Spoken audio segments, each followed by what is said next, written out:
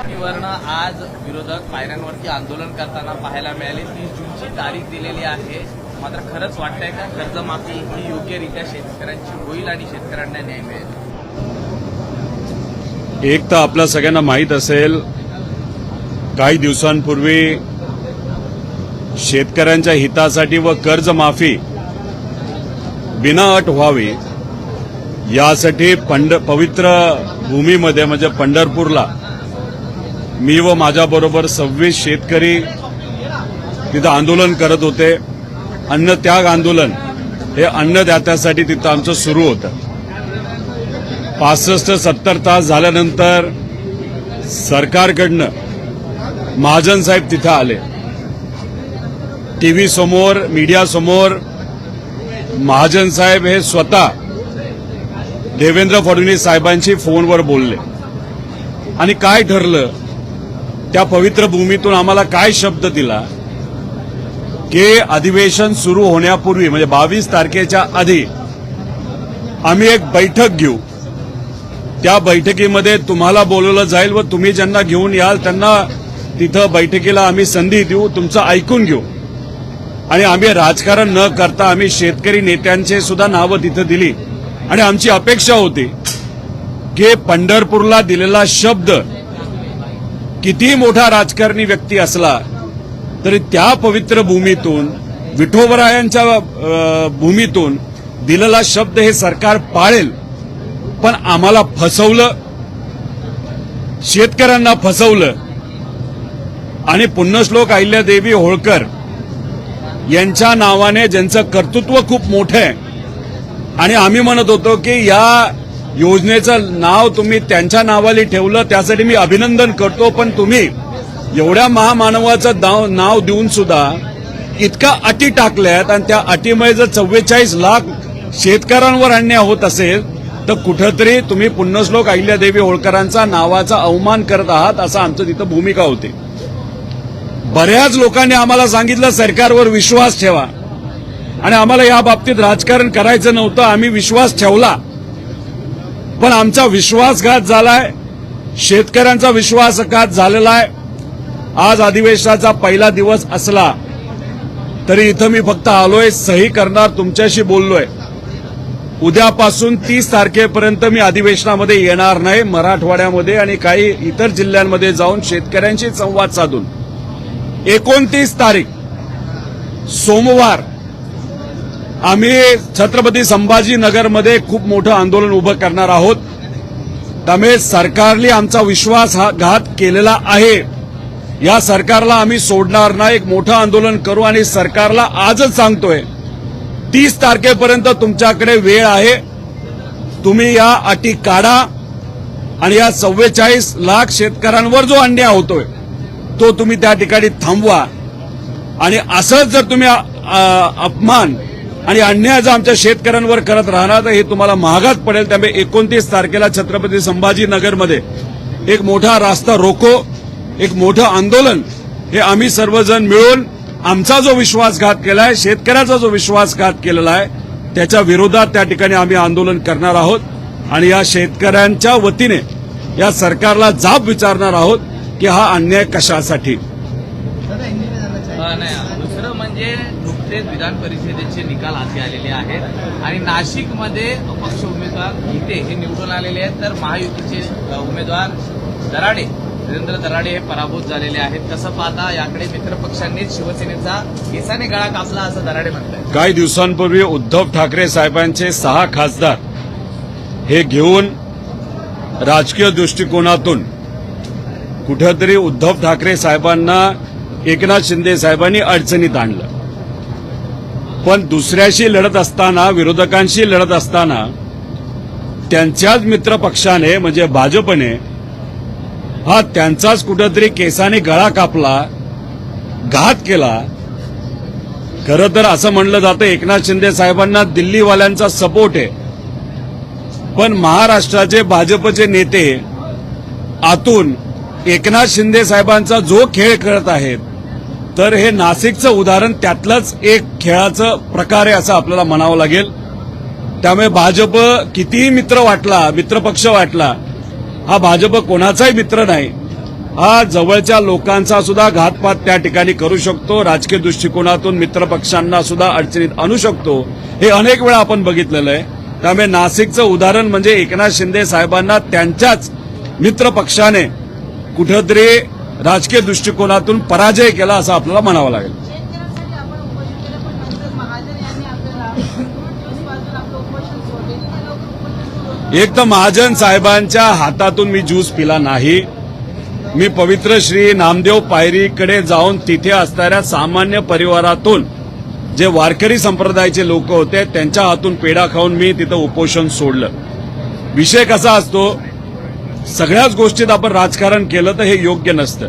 त्यामुळे आमचा प्रयत्न होता मुख्यमंत्र्यांशी फोनवर बोलून आम्हाला जर शब्द दिला असेल तर राजकारण न आणता आपण ऐकलं पाहिजे, आणि मग ते आम्ही ऐकलं. पण आमचा विश्वासघात झाला, शेतकऱ्यांचा विश्वासघात झाला, आणि याचं उत्तर आणि याची किंमत या सरकारला 100% मोजावी लागणार. हे आम्ही या ठिकाणी तुमच्या समयांच्या माध्यमातून सरकारला इथं सांगत आहोत. दुष्काळ जाहीर करा म्हणून काल भाजप यांनी मागणी केली आणि हीच मागणी आता संपूर्ण अधिवेशनामध्ये महाविकास आघाडीची असणार आहे. तर काय त्याच्या एक तर कर्जमाफी नीट द्या, कर्जमाफीमध्ये ज्या अटी टाकल्या त्या काढा, आणि दुष्काळ तर जाहीर करा ही आमची मागणी आहेच. त्यामुळे जे काय आधी मदत दिलेली आहे कर्जमाफीच्या माध्यमातून ती तरी 100% शेतकऱ्यांना तिथं पोहोचू द्या. आता ह्याच्यामध्ये सोलापूर म्हणजे आम्ही पंढरपूरला उपोषणाला बसलो होतो, 23,000 लाभार्थी आहेत, पण त्या अटी टाकल्यामुळे फक्त 6,000 शेतकऱ्यांना लाभ मिळतोय, बाकी शेतकऱ्यांना लाभ मिळणार नाही. म्हणून म्हणतोय की ही योजना जी आहे कर्जमाफीची पूर्णपणे फसवी आहे, दिखावपणा आहे. आम्ही काहीतरी मदत केली हे फक्त दाखवायचं खरं, पण मदत कोणालाच पोचली नाही पाहिजे. पैसे कुठेतरी सरकारचे वाचले पाहिजे, आणि ते वाचलेले पैसे कुठल्या तरी कॉन्ट्रॅक्टरच्या घशात घालायचे आणि त्यातून कमिशन खायचं, हे मात्र सरकारमधल्या नेत्यांचं ठरलेलं दिसतंय. सीएमने काल सांगितलं की बँकिंग व्यवस्थेसाठी काही अटी शर्ती ठरवलेल्या आहेत, मात्र जर त्या शिथिल करता येईल तर त्या संदर्भात आम्ही काही दिवसात निर्णय घेऊ. अरे पण कधी निर्णय घेणार?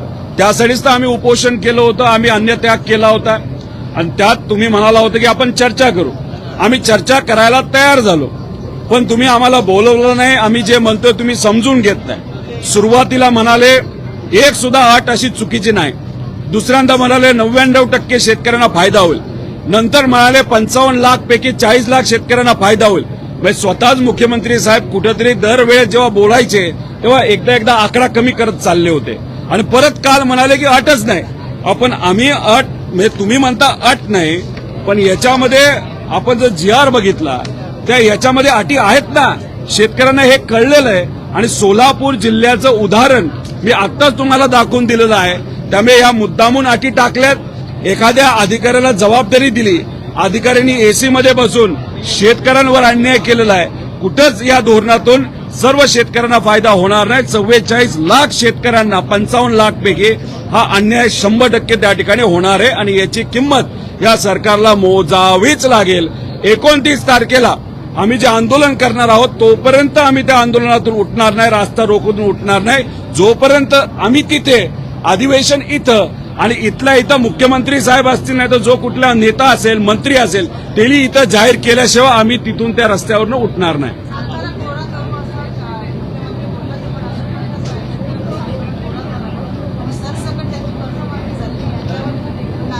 इलेक्शनच्या आधी भाजपचे आणि या सगळ्या नेत्यांचे दाखवायचे दात वेगळे असतात, इलेक्शन झाल्यानंतर ते दात वेगळेच दिसतात. महिलांच्या बाबतीत सुद्धा लाडक्या बहीण योजनेचं आपण जर बघितलं असेल तर 1 कोटी महिलांची नावं कापली गेली. इलेक्शनच्या आधी अॅडव्हान्समध्ये पैसा दिला, 24,000 कोटी रुपये अशा लोकांना तुम्ही दिला की आता तुम्ही म्हणताय ते इल्लिगली त्यांना दिले गेले होते. मग 24,000 कोटीचं झालं काय? 1 कोटी महिलांचं नाव का कमी झालं?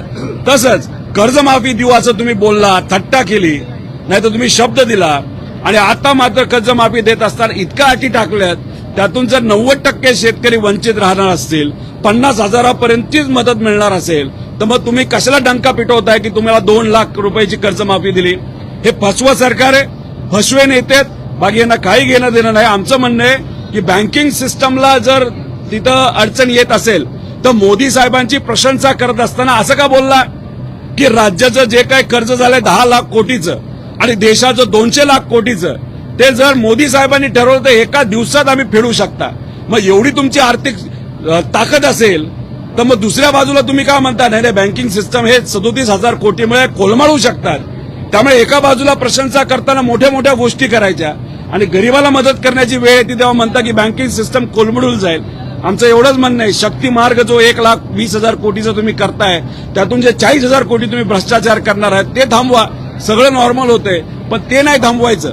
गुजराती कॉन्ट्रॅक्टर आणि आंध्राच्या कॉन्ट्रॅक्टरला मोठं करायचं, त्यांच्यावर पैसे ओरबाडायचे, तिजोरीवर ताण आणायचा आणि सामान्य लोकांना मदत करण्याची जेव्हा भावना नाही तर भूमिका तुमची जेव्हा येते तेव्हा अटी टाकतात. हे कुठेतरी हे सरकार फसवं एवढंच आपल्याला म्हणावं लागेल. कालच मुख्यमंत्री म्हणाले की एवढी मोठी कर्जमाफी आणि कधीही झालेली नाही. 56 लाख शेतकरी आमच्यात हिंमत आहे. जर मुख्यमंत्री साहेब स्वतः आले, मी GR कसा फसवाय, कशात त्यात चुका आहेत, कशा पद्धतीने शेतकऱ्यांवर अन्याय होणार आहे हे आम्ही पूर्णपणे पुराव्यात सकट तिथं सांगू शकतो. आता जेव्हा अतिवृष्टी झाली होती 35,000 कोटीचं पॅकेज जाहीर केलं होतं. मी स्वतः बोललो होतो 12,000 कोटीचा पुढे काय आकडा जाणार नाही. गेला किती आता 12,000 कोटीच्या आसपासच आकडा होता. मग 35,000 डिक्लेअर कशाला गेले? इथं सुद्धा 37,000 डिक्लेअर केलेत. हा आकडा 13,500 कोटीच्या पुढे जाणार नाही. पण 20,000 कोटी हे वाचवणार आहेत फक्त अटी टाकल्यामुळे. आणि आमचं हेच म्हणणं आहे, या अटी तुम्ही काढा, कारण का शेतकरी खरंच अडचणीत आहे आणि येणाऱ्या काळामध्ये तुम्हीच म्हणता पाऊस नाही तर येणारं पीक सुद्धा त्यांच्या हातात येणार नाही. त्यामुळे दुष्काळ जाहीर करणं हा तर आहेच. त्यामुळे कर्जमाफी पण द्या, दुष्काळ पण जाहीर करा आणि विद्यार्थ्यांचं कर्ज जे आहे जे आता त्यांना फेडता येणार नाही ते सुद्धा कुठेतरी त्याच्यामध्ये सवलत सरकारच्या माध्यमातून दिली गेली पाहिजे असं आमचं मत आहे.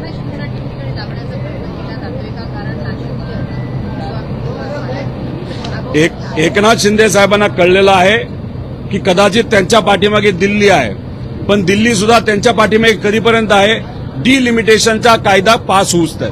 एकदा डिलिमिटेशनचा कायदा पास झाला तर भाजपला कुठल्याच खासदाराची जरूरत नाही असं भाजपला वाटतं. पण झालं असं आहे की दिल्लीची मदत एकनाथ शिंदे साहेबांच्या पाठीमागे असली तरी महाराष्ट्राचे भाजपचे नेते मात्र एकनाथ शिंदे साहेबांचा गळा केसांनी कापत असताना आपण बघू शकतो. कालची प्रेस कॉन्फरन्स किती भारी झाली, हसत खेळत झाली आणि निकाल लागल्यानंतर एकनाथ शिंदे साहेबांना आत्ता कळलं असेल, अरे आपला तर गळा नीट राहिला नाही, आपला गळा केसारी कापून टाकला, त्यांच्या उमेदवाराला पाडलं आणि अपक्ष उमेदवार जो महाजन साहेबांचा जवळचा माणूस आहे त्याला मात्र त्या ठिकाणी निवडून आणलं. त्यामुळे हे फसवाफसवी जी आहे ती फक्त भाजपकडनंच होऊ शकते. भाजप कोणाचाच मित्रपक्ष नाही. भाजप हा नेहमी स्वतःचा विचार करणारा पक्ष आहे. अजितदादांच्या बाबतीत सुद्धा आपण बघितलं असेल, दादांना न्याय द्यावं यासाठी आमचा सगळ्यांचा प्रयत्न होता, अपेक्षा होती. भाजपचे जे नेते ते दादांना मित्र म्हणायचे, त्यांनी मात्र अजूनपर्यंत सीबीआयला ते काय प्रकरण दिलेलं नाही.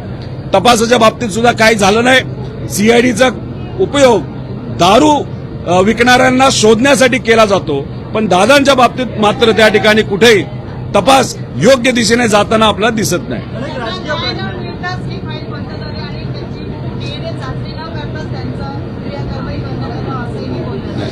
हे चाचणी वगैरे सगळं झालेलं आहे.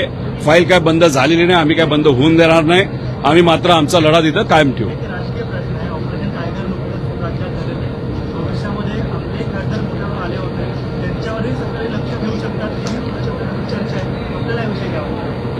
हे बघा, चर्चा तर कोणाची होऊ शकते. ऑपरेशन टायगरपेक्षा ऑपरेशन बाजार म्हणायला काय हरकत आहे. विचाराचा बाजार झाला, नात्यांचा बाजार झाला, त्यानंतर पैशांचा बाजार झाला, लोकांचा बाजार झाला, माणुसकीचा बाजार झाला. मग ऑपरेशन बाजार म्हणायला काय हरकत नाही. त्यामुळे पूर्णपणे आणि आता नाशिकचा निकाल लागल्यानंतर एकनाथ शिंदे साहेबांच्या पक्षाचा सुद्धा बाजार झाला असं आपल्याला त्या ठिकाणी म्हणावं लागेल. त्यामुळे हे जे काय ते होत राहणार. पण मला असं वाटतं की किती प्रयत्न केला तरी आमचा एक सुद्धा खासदार त्या ठिकाणी फुटेल असं आम्हाला वाटत नाही. माझी कुटुंबाला कुठल्या प्रकारे मदत करण्यात आलेल्या शासनाकडून कुठल्याही प्रकारे योग्य ती मदत आणि LIC किती काय पैसे एक तर त्या VSR कंपनीने 210 कोटीचा विमा हा विमानाचा आणि लायबिलिटी विमा तिथं काढला होता. त्यातून VSRला विमानाची किंमत 15 कोटी रुपये आणि त्याला पैसे कदाचित 200 पेक्षा जास्त कोटी मिळू शकतात. आमचं हेच सरकारला म्हणणं आहे की माळी परिवार असेल, तो जाधव परिवार असेल आणि पायलट सुद्धा असतील, या लोकांना कुठं ना कुठेतरी त्या ठिकाणी आर्थिक लाभ त्या परिवाराला झाला पाहिजे अशी आमच्या सगळ्यांची मागणी आहे. पण झालं असं आहे, हे सरकार इतकं घमंडी आहे, हे विषय चर्चेत आणायलाच नको म्हणतात, हवेत मात्र त्या ठिकाणी गोळ्या झाडतात की हे आमचे मित्र होते, हे आमचं तसं. त्यामुळे दादांच्या बाबतीत तेच झालं, शेतकरी कर्जमाफीच्या बाबतीत तेच झालं, लाडक्या बहिणींच्या बाबतीत तेच झालं. त्यामुळे कुठं ना कुठेतरी हे सरकार फक्त न फक्त दिखावा करते, बाकी काही करत नाही असं आमचं प्रामाणिक मत आहे. राज्याच्या मुख्यमंत्र्यांनी आणि एकनाथ शिंदेनी सांगितलेलं ऑपरेशन टायगर सक्सेसफुल आहे. अरे पण ऑपरेशन टायगर हे सक्सेसफुल झालं काल बोलत होते, पण शिकार करणाऱ्याची शिकार आज मात्र नाशिकमध्ये तिथं झालेली हे आपण सगळ्यांनी तिथं बघितलेलं आहे. त्यामुळे खरे शिकारी भाजप आहेत, पुढे करतायत फक्त एकनाथ शिंदे साहेबांना. त्यामुळे एकनाथ शिंदे साहेबांना मात्र आता कळालं असेल, अरे आपली आता शिकार झालेली आहे. हे जे काही विरोधक बोलतात की भाजपचा विचार नाही तर विश्वास ठेवणं योग्य नाही, हे आता एकनाथ शिंदे साहेबांना कळलं असेल. त्यामुळे उद्या जाऊन एकनाथ शिंदे साहेब हे भाजपबरोबर लढतील का विरोधात लढतील हे मात्र आज 29 पर्यंत आपल्याला त्या ठिकाणी सांगता येणार नाही. थँक्यू.